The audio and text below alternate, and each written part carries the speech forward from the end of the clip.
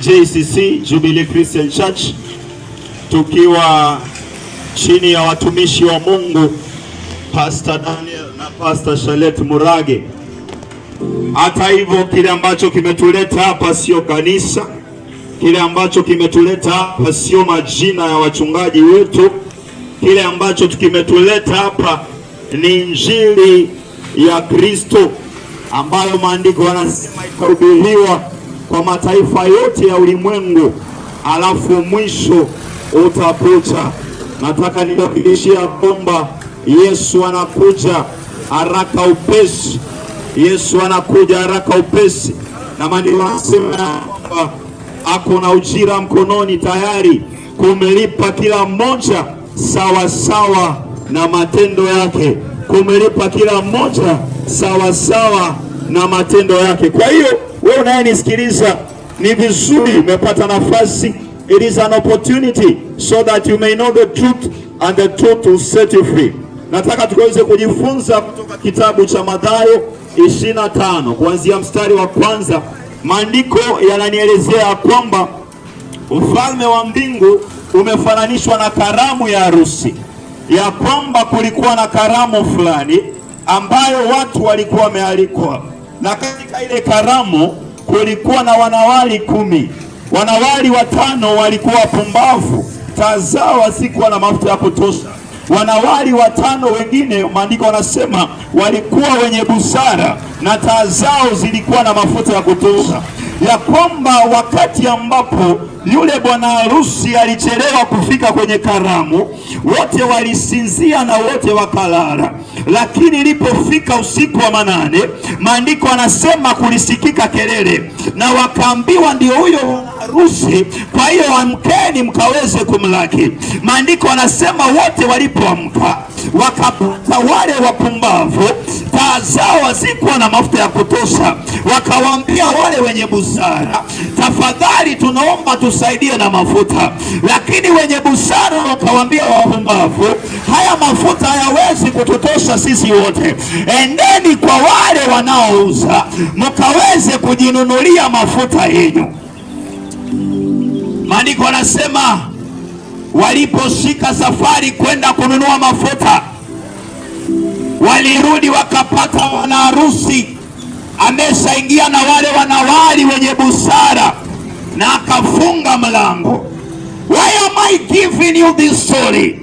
Ile harusi ambayo tunaongelea kutoka kwa Biblia ni harusi ambayo kila mmoja amealikwa, lakini inasikitisha sana ya kwamba ijapokuwa kila mmoja amealikwa kwa hiyo harusi, sio kila mmoja atahudhuria. Maana maandiko ametuambia kulikuwa na wanawali wapumbavu na wanawali wenye busara. Hata leo duniani wamealikwa wote kwenye hiyo karamu, lakini kuna wapumbavu na kuna wale wenye busara. Nataka nikuambie, katika maisha tuna vitengo viwili tu, na hivi vitengo watu hawajatengwa kulingana na elimu. Hivi vitengo watu hawajatengwa kulingana na mali walizo nazo. Hizi vitengo watu hawajatengwa kulingana na umasikini. Hivi vitengo ni viwili, vya wapumbavu na wenye busara. Kwa hiyo wale wapumbavu taa zao hazina mafuta ya kutosha. Ukitaka kujua mtu ni mpumbavu, mtu mpumbavu ni wa aina gani? Ni yule mtu ambaye sio sababu hajaenda shule, lakini ni yule mtu ambaye hana ufahamu wa Mungu katika maisha yake. Maana maandiko yanasema mpumbavu amesema kwa moyo wake ya kwamba hakuna Mungu. Kwa hiyo leo nimekuja nikwambie mpendwa, vile vitengo ambavyo tumepewa duniani sio vitengo vya matajiri na masikini. Vile vitengo ambavyo tumepewa duniani ni vya wapumbavu na wenye busara.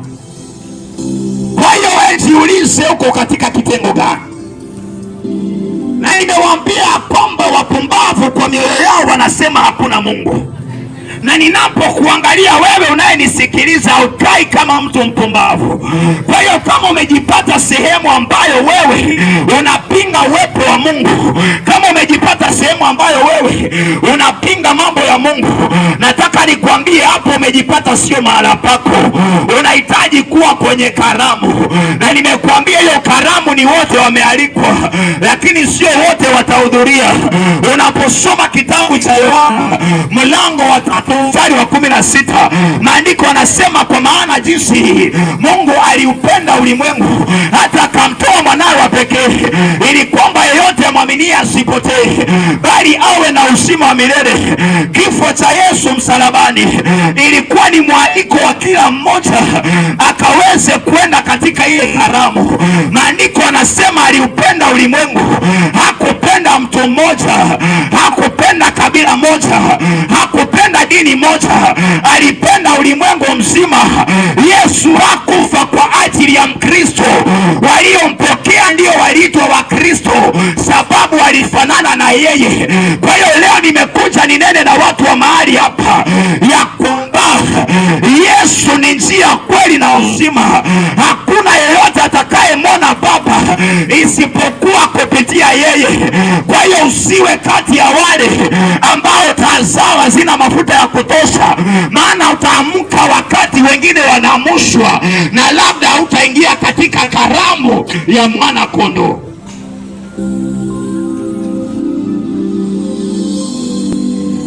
Maandiko yanasema ya kwamba wakati ambapo bwana harusi alichelewa, wote walisinzia na wakalala. Unajua leo tunahubiri, tunakwambia Yesu anakuja, Yesu anakuja, lakini unasema Yesu anakuja lini? Mmehubiri siku zote mkisema Yesu anakuja, mbona hajafika? Nataka nikwambie ilikuwa hivyo kwa wale wanawali 10, wote walingoja bwana harusi, lakini ikawa ni kama amechelewa, lakini alifika. Let me tell you something, children of God, it may look like Jesus is taking time, it may look like Jesus is not coming, but one thing I want you to know for sure is that he will come. Alichelewa kuja, lakini alikuja. Hata kama ilikuwa ni usiku wa manane, lakini alifika. So don't be unwise and think that Jesus is not coming. Anasema, tazama ninakuja upesi, na ujira mkononi tayari kumlipa kila mmoja sawa sawa na matendo yake. Kama akija leo utalipwa nini, mpendwa?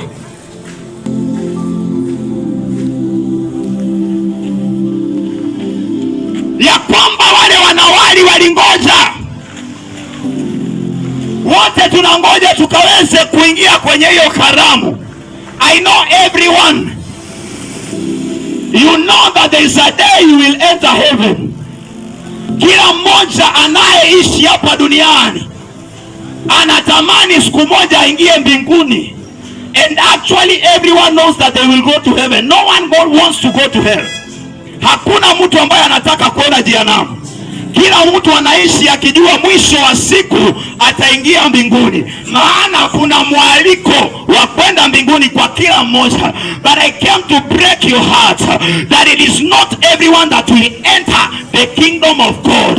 Maana hata wale wanawali wote walitaka kuingia katika ile sherehe, lakini maandiko yanasema walisinzia na wakalala. One thing that you need to know for sure is that at some point we will all sleep. Wote tutalala wapendwa. Geukia jirani mwambie utalala. Geukia jirani mwambie utalala. Najua hiki ni kitu ambacho hutaki kusikia, lakini ukweli ni kwamba duniani hautaishi milele. Sisemi ufe. I am not prophesying death for you.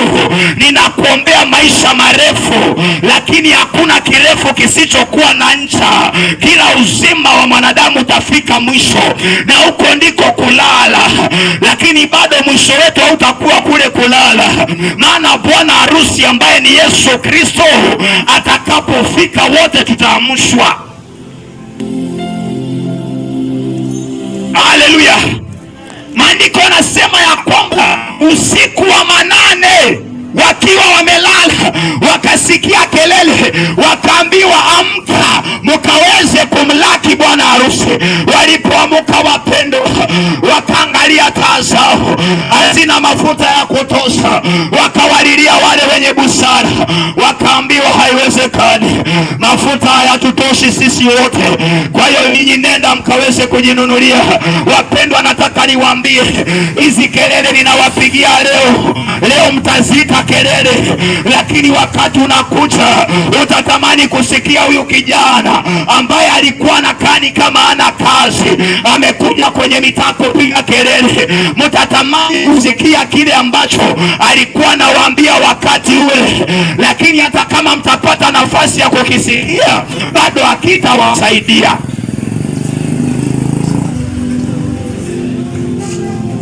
Maana maandiko yanasema walienda sokoni kununua mafuta, lakini waliporudi walipata mlango umefungwa. Walipomwita bwana harusi awafungulie, aliwaambia ondokeni hapa, siwajui. Maana alisema ya kwamba yeyote atakayeniaibikia duniani nitamwaibikia mbinguni kwa Baba yangu. Kwa hiyo wakati ni sasa, mpendwa.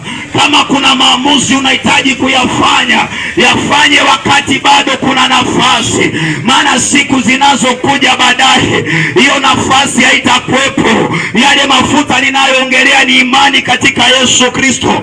Nimewaambia ya kwamba wote tumealikwa, uwe Muislamu, uwe ulizaliwa kwa familia ya Kristo, ya Wakristo, wewe umealikwa. Yesu alikufa kwa ajili ya kila mmoja. Yesu alikufa kwa ulimwengu mzima. Kwa hiyo unafaa ujue, mpendwa, ya kwamba hii karamu Mungu hajabagua. Maandiko anasema Yesu Mungu aliupenda ulimwengu akamtoa mwanawe wa pekee, ili kwamba yeyote amwaminie asipotee, bali awe na uzima ambao ni wa milele. Kwa hiyo ule uzima wa milele unapatikana tu iwapo utaingia kwenye karamu. Maana wale ambao tazao ziko na mafuta ya kutosha, maandiko anasema ya kwamba walikataliwa kuingia kwenye karamu. Mpendwa, wakati ule usije ukafungiwa nje ya karamu ya mwana kondoo, maana anakupenda sana, anaacha na wewe mpendwa. Labda uko pale na umetenda dhambi na unaishi ni kama dhambi zako haziwezi kusamehewa. Nimekuja nikwambie, Mungu anakupenda, Mungu anakujali sana, hajakasirika na wewe. Bwana asifiwe. God is not mad at you. He is not even in the bad mood. Mungu hana mood swings. Kwa hiyo iwapo hata kama ulikosea, iwapo leo utaamua na useme unataka kurejea, yeye atakupokea, yeye atakukaribisha. Hakuna dhambi kubwa ambayo Mungu hawezi akaisamehea. Hakuna makosa makubwa ambayo Mungu hawezi akayafuta. Kile ambacho unahitaji, mpendwa, ni kunyenyekea miguuni pake na kumwambia, Baba, ninarejea.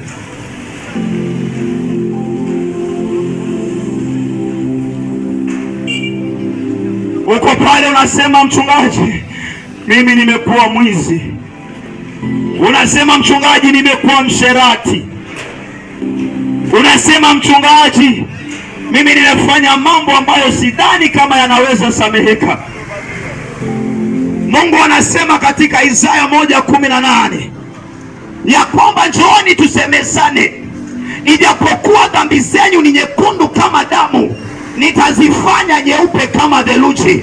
Zijapokuwa nyekundu kama rangi, nitazifanya nyeupe kama sufu. Kwa hiyo uko mahali pale, mpendwa, na unanisikiliza na unajihukumu ndani ya moyo wako, nataka ujue ya kwamba Mungu hakuhukumu. Haleluya. Am I speaking to people in this place? Mungu hakuhukumu. Unajua, wakati tumekuwa tunaweka sound mahali hapa, kuna ndugu ameniambia wahubirie wote na uhakikishe wametema jaba, wamepiga magoti. Lakini kile ambacho nimemwambia ni kwamba sio lazima wateme jaba, wanaweza okoka wakiwa na jaba. Maana Mungu hangoji uache jaba ndio okoke. Mungu anakuja, anataka ukuje vile ulivyo, ili kwamba akuokoe. Maana ni yeye ana uwezo wa kukuachisha jaba. Wewe hauwezi acha jaba mwenyewe kama Mungu hajakusaidia.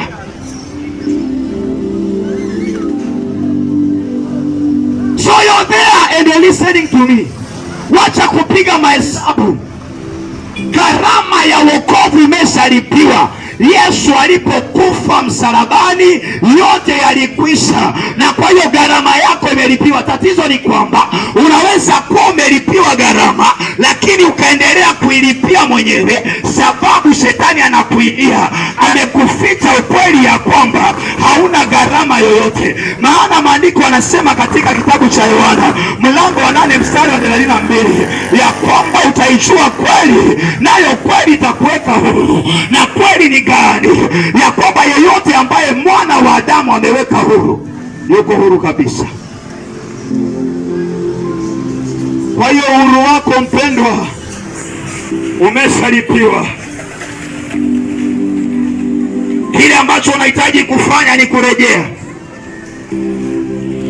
Baba ya mwana mpotevu hakuwa na tatizo na mwanawe, lakini sababu mwanawe hakujua, aliendelea kuteseka. Some of you, maisha mnaishi sio maisha unafaa kuishi. Wengine wenyu hata hiyo jaba unakula haupendi, you don't like it, you don't. Ni sababu unaamini ya kwamba inaweza ikakusaidia kusahau mawazo. Lakini umepata, the more you're doing it, the more you're sinking in, and the more you're becoming a prisoner. I came to tell you that Jesus has sent me here to break every chain of bondage. Anataka kukuweka huru. You know it. You are aware. Unakunywa chang'aa, haupendi. Umeona vile familia yako imesambaratika. Umeona vile ambapo milango imefungika mbele yako. Some of you think umerogwa, haujarogwa. Unahitaji Yesu. Bwana asifiwe. Haujarogwa. Acha kulaumu wachawi. Haujarogwa. Unahitaji Yesu. So you're there and you can listen to me. Kama Yesu akikuweka huru, uko huru kabisa. Nikimalizia nataka niombe na wewe. Uko pale na unasema, mtumishi wa Mungu, nimechoshwa na haya maisha. Unasema natamani mabadiliko katika maisha yangu. Unasema ya kwamba ninataka nianze upya na Mungu. Kuja jinsi ulivyo. Usiteme jaba, usiteme jaba, kuja vile uko. Yule mtu ambaye ni mchafu ndo anahitaji sabuni. Yule mtu ambaye ni mchafu ndiye anahitaji kwenda bafu. Kwa hiyo hauwezi oga ndo uingie bafu. Unaenda bafu ukiwa mchafu, unatoka ukiwa msafi. And that is how it is. Hauwezi acha dhambi ndio uokoke, unaokoka ndio wache dhambi. Maana wokovu sio matendo. Wokovu ni imani ndani ya yule aliyekufa kwa ajili ya dhambi zetu, na ile imani tunayokuwa ndani yake inatupa uwezo wa kushinda dhambi. So you are there. Na ungependa kumpokea Yesu Kristo, unaweza inua mkono ukiweza, tukaombe na wewe.